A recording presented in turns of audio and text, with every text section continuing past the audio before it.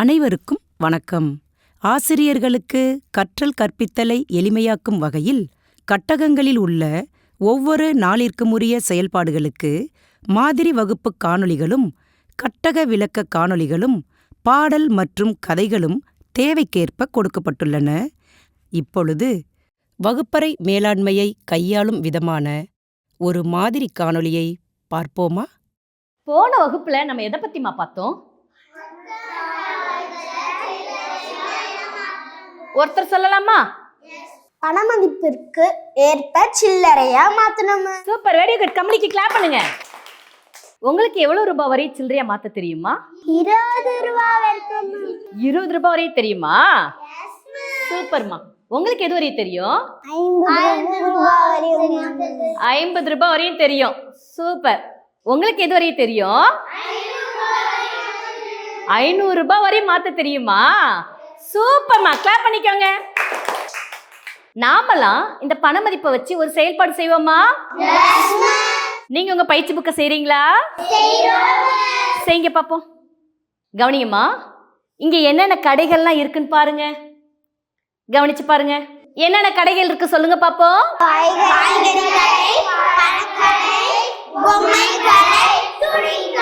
சூப்பர்மா. இது என்ன கடைமா? பழக்கடை. இது என்ன பழம்? பலாப்பழம். இதோட விலை என்னன்னு போட்டிருக்கு? எவ்வளவு போட்டிருக்கு? 300 ரூபாய் போட்டிருக்கு. சரியா? இதே மாதிரி தான் ஒவ்வொரு கடையிலையும் அந்த பொருளோட பட அட்டை இருக்கும். அந்த பட அட்டையில என்ன இருக்கும்? விலை இருக்கும். நீங்க என்ன பண்ண போறீங்கன்னா ஒவ்வொரு கடையா வந்து பார்க்க போறீங்க. உங்களுக்கு பிடிச்ச 2 பொருள் எடுக்கணும். எத்தனை பொருள் எடுக்கணும்?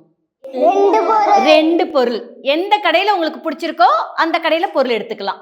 2 பொருள் எடுத்து அதோட மொத்த விலையை கண்டுபிடிக்க போறோம். மொத்த விலையை கண்டுபிடிக்கணும்னா என்னமா செய்யணும்? என்ன செய்யணும்? கூட்டணும். வெரி குட், சூப்பரா சொன்னீங்க. கிளாப் பண்ணிக்கோங்க. பொருள்கள் எடுக்கலாமா? ஸ்டார்ட் பண்ணுங்க.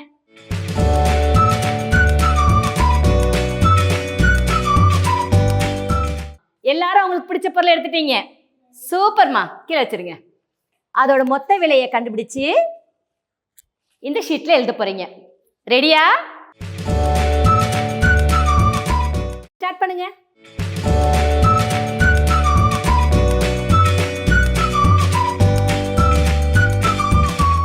எல்லாரும் முடிச்சிட்டீங்களா?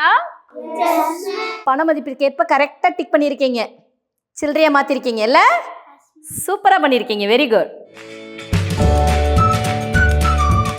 எல்லாருமே ரொம்ப அழகா கரெக்டா செஞ்சிருக்கீங்க. கிளாப் பண்ணிக்கோங்க பாப்போம்.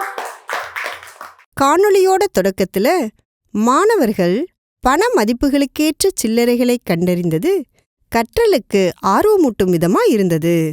பிறகு அருமுநிலை மாணவர்களுக்கு முன்னைய நாள் பயிற்சி நூல் பயிற்சிகளை மேற்கொள்ள செய்தது வகுப்பறை மேலாண்மையை ஏற்படுத்தும் விதமா இருந்தது. இதன் தொடர்ச்சியா பின்னிணைப்பில் கொடுக்கப்பட்டுள்ள விலையுடன் கூடிய பட அட்டைகளை வைத்து கடைகளை உருவாக்கியது வாழ்க்கை சூழலை தொடர்புபடுத்தும் விதமா இருந்தது. மாணவர்கள் தங்களுக்கு பிடித்த 2 பட அட்டைகளை தேர்ந்தெடுத்து அதன் மொத்த விலையை கண்டறிந்ததும் ஆசிரியர் கூறும் மொத்த விலைக்கு ஏற்ப பட அட்டைகளை தேர்ந்தெடுத்ததும் புரிதலுடன் கூடிய கற்றலாக இருந்ததல்லவா? இப்ப நாம ஆசிரியர்களுக்கு வழிகாட்டும் வகையில் காணொளி எழுதுதலை பார்ப்போமா? வடிவங்களில் சுழலும் அமைப்புகள். இச்செயல்பாடானது மலர்நிலை மாணவர்களுக்கானது. ஆசிரியர் ஏதேனும் ஒரு வடிவ அமைப்பினை கரும்பலகையில் உருவாக்கிவிட்டு அடுத்து வரவேண்டிய வடிவத்தை யாரேனும் கண்டுபிடிக்க முடியுமா என்று மாணவர்களிடம் கேட்கணும். கிடைக்கும் பதில்களை கொண்டு அடுத்தடுத்த வடிவங்களையும் அமைப்புகளையும் உருவாக்கி வடிவங்களில் சுழலும் அமைப்புகளை அறிமுகப்படுத்தணும். பின்னர் மாணவர்களை 2 குழுக்களாக பிரித்து ஒவ்வொரு குழுவுக்கும் சம எண்ணிக்கையில் துண்டுச்சீட்டுகளை வழங்கணும். ஆசிரியர் தொடங்கலாம் என்று கூறியதும் ஒவ்வொரு குழுவும் தமக்கு பிடித்தமான வடிவங்களில் சுழலும் அமைப்பினை உருவாக்கணும். ஆசிரியர் கண்டுபிடிக்கலாம் என்று கூறியதும் ஒவ்வொரு குழுவினரும் மற்ற அணி உருவாக்கிய வடிவங்களில் சுழலும் அமைப்பினை உற்றுநோக்கி அந்த அமைப்பினை கண்டுபிடித்து நிறைவு செய்யணும். சரியாகவும் விரைவாகவும் வடிவங்களில் சுழலும் அமைப்பினை கண்டுபிடித்து நிறைவு செய்யும் குழுவே வெற்றி பெற்ற குழுவாகும். அடுத்ததா மாணவர்களை கற்றலுக்கு ஆயத்தப்படுத்தும் வகையிலான ஒரு பாடலினை பார்ப்போமா?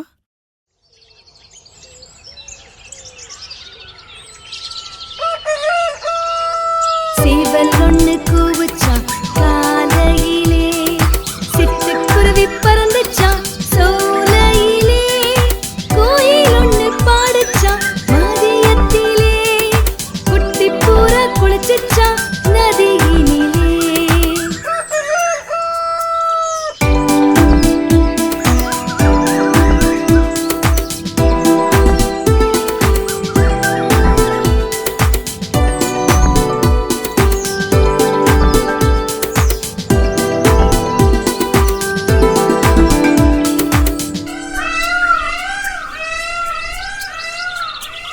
மயிலொன்னு ஆடுச்சான் மாலையிலே, மைனா குஞ்சு ஓடுச்சான் கோலையிலே, ஒன்னா சேர்ந்து தொங்குச்சான் இரவினிலே, ஒற்றுமையை வாழ்ந்துச்சான் காட்டினிலே, ஒற்றுமையை வாழ்ந்துச்சான் காட்டினிலே, ஒற்றுமையை வாழ்ந்துச்சான் காட்டினிலே.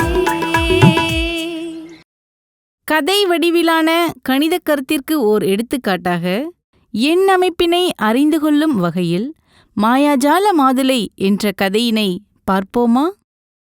புகழும் தீபாவும் நண்பர்கள். ஒருநாள் மாலை பொழுதில் இருவரும் விளையாடிக் கொண்டிருந்தனர். அப்பொழுது புகழின் மாமா அவர்களை அழைத்து 2 மாதுளம் பழங்களை உண்பதற்குக் கொடுத்தார். விளையாட்டில் அதிக ஈடுபாட்டுடன் இருந்ததால் மாதுளம் பழங்களை பிறகு உண்ணலாம் என முடிவு செய்து தீபாவின் வீட்டிலேயே ஒரு கூடையில் வைத்துவிட்டு மீண்டும் விளையாடச் சென்றனர். இருட்டத் தொடங்கியதும் புகழ், "நான் வீட்டிற்குச் செல்கிறேன் தீபா" எனக் கூறிவிட்டுச் சென்று விட்டான். அதே நேரத்தில் கூடையில் வைத்த மாதுளம் பழங்களை இருவரும் மறந்தே விட்டனர். புகழ் சென்ற சிறிது நேரத்திற்குப் பிறகு தீபாவிற்கு மாதுளம் பழங்களின் நினைவு வந்தது. அடடா, புகழ் அதற்குள் சென்று விட்டானே என எண்ணிக்கொண்டே மாதுளம் பழங்கள் இருக்கும் கூடையை நோக்கிச் சென்றாள் தீபா. அவளுக்கு ஒரே ஆச்சரியம். அங்கு என்ன ஆச்சரியம் நடந்திருக்கும்னு பார்க்க ஆவலா இருக்கீங்கதானே? கூடையில் இருந்த 2 மாதுளம் பழங்களும் 4 மாதுளம் பழங்களாக அதிகரித்திருந்ததைக் கண்டவுடன் தனது பெற்றோரிடம் ஓடிச் சென்று வியப்புடன் கூறினாள். பிறகு நடந்த மாயாஜாலத்தினை அலைபேசியில் புகழிடமும் கூறினாள். புகழ் என்ன செய்தான் தெரியுமா? தீபாவின் வீட்டிற்கு விரைந்து வந்தான்.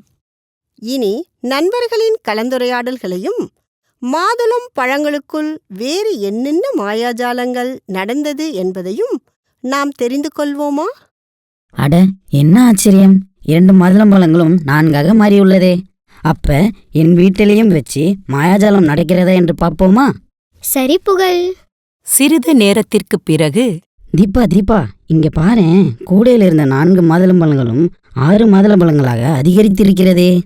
அடடா, இதெல்லாம் மாயாஜால மாதுளைகள் போல இருக்கிறதே. அப்போ இத நிலவன் வீட்டிலையும் வைத்து பார்ப்போமா?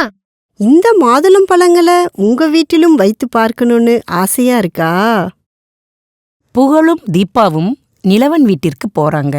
வாங்க, நாமும் அவர்களோடு சேர்ந்து நிலவன் வீட்டில் என்ன மாயாஜாலம் நடக்குதுன்னு பார்ப்போமா? இருவரும் வாருங்கள். கையிலதோ மறைத்து வைத்துள்ளீர்கள் போல. எங்களிடம் உள்ள 6 மாதுளம்பழங்களை உன் வீட்டில் சிறிது நேரம் வைக்கட்டுமா? சரி என்று நிலவன் கூறிய பிறகு மூவரும் சிறிது நேரம் பேசிக் கொண்டிருந்துவிட்டு கூடையை திறந்து பார்த்தனர். அவர்களுக்கும் ஒரு வியப்பு காத்திருந்தது. இப்பொழுது எத்தனை மாதுளம்பழங்கள் கூடையில் இருந்திருக்கும்? என்ன ஆச்சரியம்! 6 மாதுளம்பழங்கள் 8 மாதுளம்பழங்களாக அதிகரித்து விட்டதே. அப்படின்னா மாதுளம்பழங்கள் தானாகவே 2 அதிகரித்து கொண்டே போகுதா? என்ன குழந்தைகளே, மீண்டும் மீண்டும் சோதித்து பார்க்கணும்னு உங்களுக்கும் ஆசையா இருக்கா? அப்படி செஞ்சா என்ன நடக்கும் தெரியுமா? ஒவ்வொரு முறையும் கூடையிலுள்ள பழங்கள் இரண்டிரண்டாக அதிகரித்து பழக்கூடையே நிறைஞ்சிருக்கும். நிரம்பிய கூடையை நிலவனும் தீபாவும் என்ன செஞ்சாங்கன்னு தெரியுமா? புகழோட தலையில தூக்கி வச்சாங்க. சுமை தாங்க முடியாம புகழ் பழக்கூடையோடு கீழே விழுந்துட்டான். அப்பொழுது புகழின் அலறல் சத்தம் கேட்டவுடன், ஏண்டா புகழ், இப்படி கட்டிலில் இருந்து கீழே விழுந்துட்ட என்று அம்மா கேட்க, ஓ, இதுவரை நான் கண்டதெல்லாம் கனவா அம்மா என்ற ஆச்சரியத்துடன் கண் விழித்தான் புகழ்.